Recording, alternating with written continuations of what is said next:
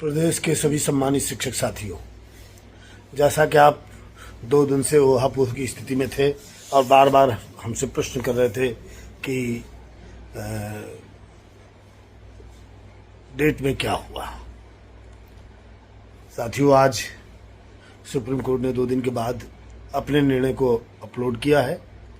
अब अगली डेट 13 तारीख लगाई गई है और सबसे खुशी की बात यह है कि अब आप जो भी 46 याचिकाएं हैं वो सभी ओपन कोर्ट में सुनी जाएंगी और प्रत्येक याचिकाकर्ता को, प्रत्येक वकील को अपनी अपनी बात रखने का मौका मिलेगा।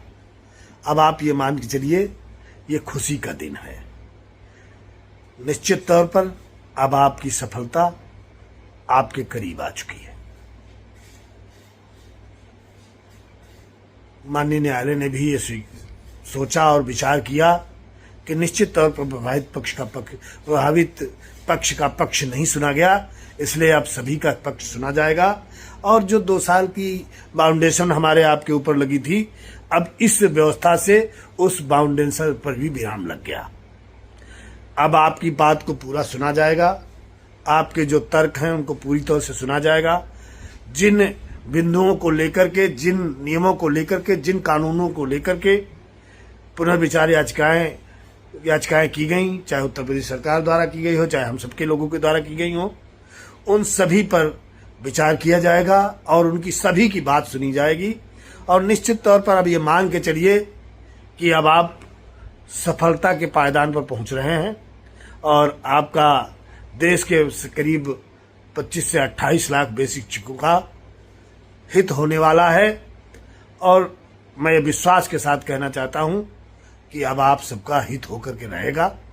माननीय दत्ता साहब की बेंच ने आपकी पुनर्विचार याचिकाओं को स्वीकार कर लिया और स्वीकार करने के बाद 13 तारीख की डेट भी लगा दी है। सभी को नोटिस की जाएगी, सभी का पक्ष सुना जाएगा और उस पक्ष को सुनने के बाद अंतिम निर्णय तब होगा। और ये आप मान के चलिए कि जो याचिका में बिंदु छूटे हुए थे, या हमारा यूं कहें कि हमारा तो पक्ष कोई रखने वाला ही नहीं था, देश के बेसिक शिक्षा पक्ष कोई रखने वाला नहीं था। अब आज हमारे 46 लोग और हमारे वकील लोग अपना पक्ष रखने के लिए आगे आएंगे। धन्यवाद देना चाहूँगा निश्चित तौर पर लीगल टीम के लोगों को भी, वो हमारे ही अंग हैं। उन्होंने वास्तव में बहुत मेहनत की है, हम लोग मेहनत की तो की ही है, लेकिन उनकी मेहनत को नकारा नहीं जा सकता है।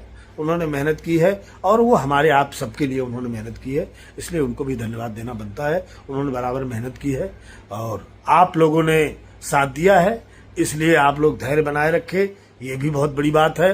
अब आप निश्चिंत हो जाइए, खुश हो जाइए कि जो टीटी विहीन हमारे साथी हैं, भाई बहन हैं, उनका अब अहित होने वाला नहीं है, जैसा हमको सबको पूर्ण विश्वास था।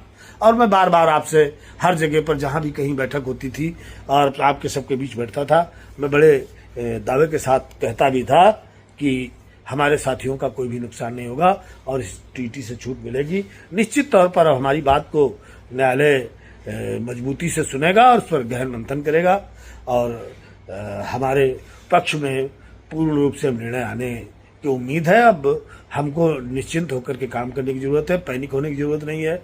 जो लोग परेशान थे, रो रहे थे कि किसी की बेटी की शादी होनी है, किसी की बहन की शादी होनी है, वो लोग निश्चिंत हो जाएं। अब उनको चिंता करने की जरूरत नहीं है। अब चिंता न्यायालय आपकी करने लगा है और आपकी चिंता को न्यायालय के संज्ञान में है। और जो आप लोगों ने, जो मेरा उद्देश्य दिल्ली के आंदोलन का था, दिल्ली के आंदोलन के 2 ही उद्देश्य में लेकर के चला था। एक उद्देश्य था कि माननीय सर्वोच्च न्यायालय को इस भारी संख्या के माध्यम से, लाखों की संख्या के माध्यम से हम अपनी पीड़ा को दिल्ली के रामलीला मैदान में पहुंच करके उनको बताने का काम करें। निश्चित तौर पर हमारी पीड़ा को सुनने का काम सर्वोच्च न्यायालय द्वारा किया गया है। और दूसरा काम था कि हम सरकार के कानों तक पहुंचाएं कि देश का 28 लाख बेसिक शिक्षक ऐसे आदेश से प्रताड़ित है, परेशान है, जीवन मरण के छोर पर है। वास्तव में ऐसी स्थितियां थी कि तमाम लोग आत्महत्या करने के लिए आतुर थे।